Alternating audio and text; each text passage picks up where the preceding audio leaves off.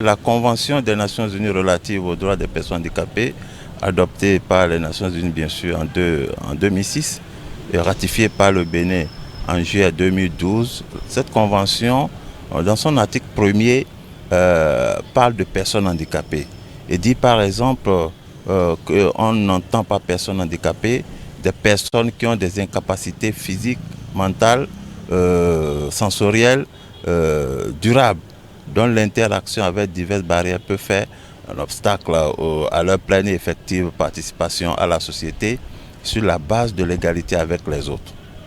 Quand on revient à l'interne, on prend notre loi, la loi 2017-06 du 29 septembre 2017 portant protection et promotion des droits des personnes handicapées en République du Bénin, en son article premier également, parle de personnes handicapées.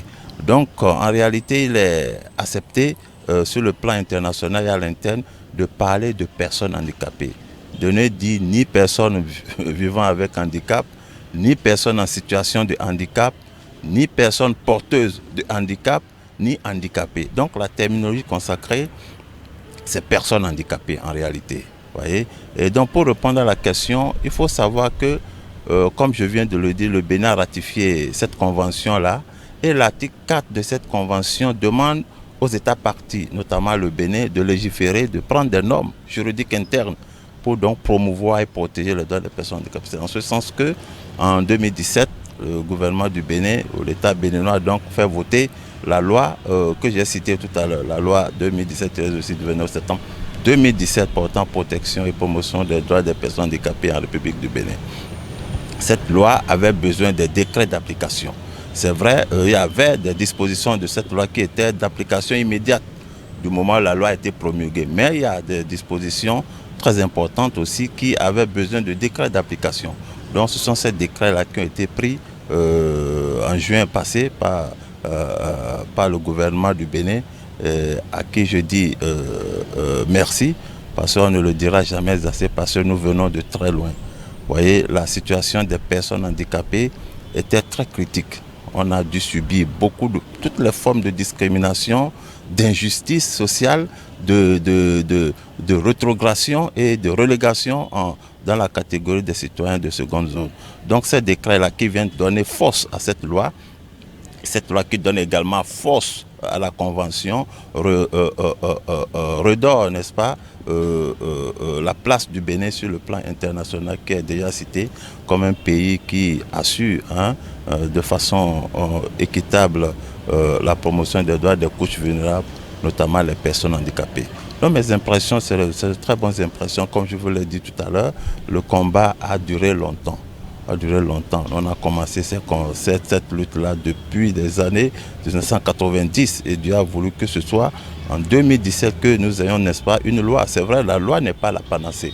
Et souvent on dit que les lois ne valent que ce que valent ceux qui sont chargés de les appliquer.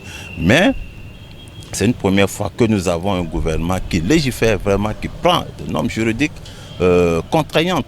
Vous prenez la loi, il y a des dispositions pénales, parce que si les gens violent les dispositions de cette loi-là, qui ont été renforcées par ces actes réglementaires, par ces décrets-là, il y a des sanctions pénales.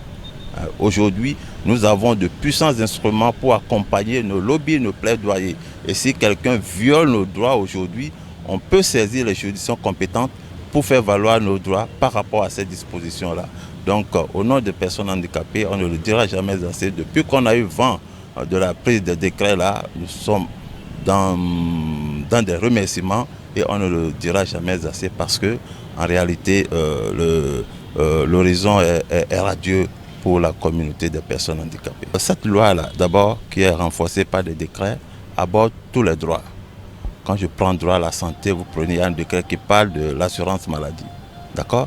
Quand je parle de la carte d'égalité des chances, cette carte d'égalité des chances donne le droit à une personne handicapée d'être exonérée et de voir un certain nombre de coûts des services réduits.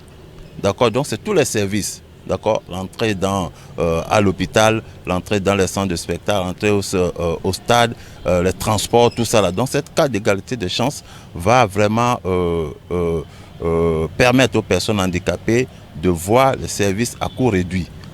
Quand je prends le décret qui parle de l'accès à l'emploi, le quota de 5%, Le quota de 5%, ça veut dire qu'à chaque recrutement, il y a un quota de 5% qui sera réservé maintenant pour le recrutement des personnes handicapées. Hein? Toujours sur le décret par rapport à l'emploi, qui parle de l'emploi de l'entrepreneuriat. La majoration de 5 ans d'âge. Vous savez, le handicap ou la déficience fait que beaucoup de personnes handicapées ont des retards scolaires, retards universitaires, non? Non pas parce que ces personnes sont inintelligentes, mais c'est parce que ces personnes ont pris du temps pour aller réparer le handicap, la déficience. Vous voyez, on a pris du temps, on peut laisser les cours, quitter le cours primaire, aller à l'hôpital, être hospitalisé pendant des mois, alors que les autres continuent d'aller à l'école. Vous avez un retard, vous évoluez en âge. Donc, cette majoration de 5% permettra donc à beaucoup de personnes handicapées, lorsqu'on fixe l'accès à un concours à 40 ans ou 35 ans, par exemple, 35 ans, la personne handicapée jusqu'à 40 ans peut donc postuler. Donc c'est une aubaine, c'est une faveur. Toujours sur ce décret par rapport à l'emploi, l'entrepreneuriat, le gouvernement va aujourd'hui accompagner les personnes handicapées par rapport à l'entrepreneuriat. Vous savez, tout le monde veut aller dans la fonction publique. Et la fonction publique ne peut pas accueillir tout le monde. Il y a certainement des gens qui seront obligés d'aller dans l'entrepreneuriat. Et bien ce décret-là et cette loi sont là, le décret et la loi sont là donc pour accompagner l'entrepreneuriat. Quand je parle des aides techniques à la mobilité, aujourd'hui, les aides techniques sont très chères. Il y a une exonération qui est donc frappée, qui est donc accordée aux personnes handicapées qui importent des aides techniques déjà adaptées à l'extérieur. Les voitures adaptées, les motos adaptées et tout ça là. Vous voyez, même la réadaptation pour ceux qui fabriquent les services qui fabriquent les aides techniques, à savoir les orthèses et les prothèses. Hein, l'importation des matières premières du moins sera donc exonérée. Hein. Donc voilà autant de mesures qui pour nous sont très importantes par rapport à la promotion de l'inclusion sociale des personnes handicapées. Donc tous les secteurs de développement sont touchés. L'accessibilité, n'en parlons pas. Donc je crois que avec ce dispositif juridique interne là, les personnes handicapées doivent se dire vraiment que on a eu aujourd'hui un gouvernement, un président de la République qui dans sa dynamique de relever le niveau social de ces populations n'a vraiment pas laissé les personnes handicapées sur le bas-côté de la voie. Vous savez, le Bénin a fait des bons conséquents par rapport aux ODD.